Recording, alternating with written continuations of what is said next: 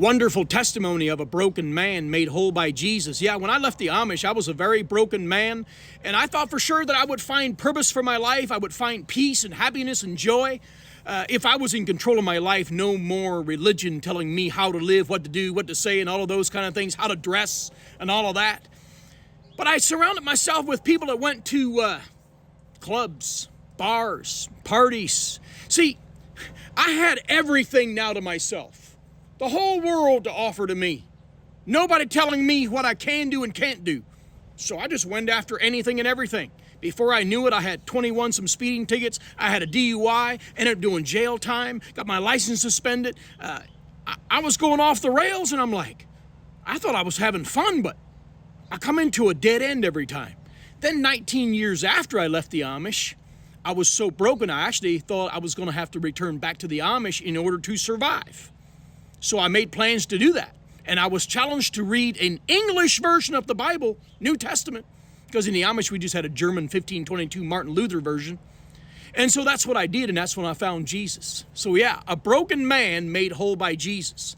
It took 19 years to be made whole because I wanted to live how I wanted to live. I wanted to be in control. But once I started seeking, then I found. Matthew 7 says, if you seek, you will find. If you knock, he opens the door to your heart. And so then I found Jesus, and I haven't been the same since. I have a relationship now with Christ. I preach relationship over religion. I try to bring hope and encouragement to others that might be struggling to find joy and peace and happiness. I had just such a blessing over the weekend, working alongside and preaching alongside another evangelist, baptizing people with him. He also had a bad past of drugs and alcohol, and he went from drug dealer to hope dealer. I got this shirt from him, and now he's a hope dealer, and that's kind of how a lot of people say, Eli, you're a pastor. I don't consider myself a pastor. I'm just a hope dealer, an encourager, telling people my testimony, praying for people, loving on people, telling them about this Jesus I discovered, that's where my hope is. See, until I gave my life to Christ, I had no hope. I had no joy. I had no happiness that lasted. Short term, yeah.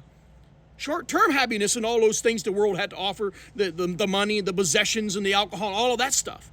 But now I have eternal peace in my heart that no one can take from me. No one can steal it.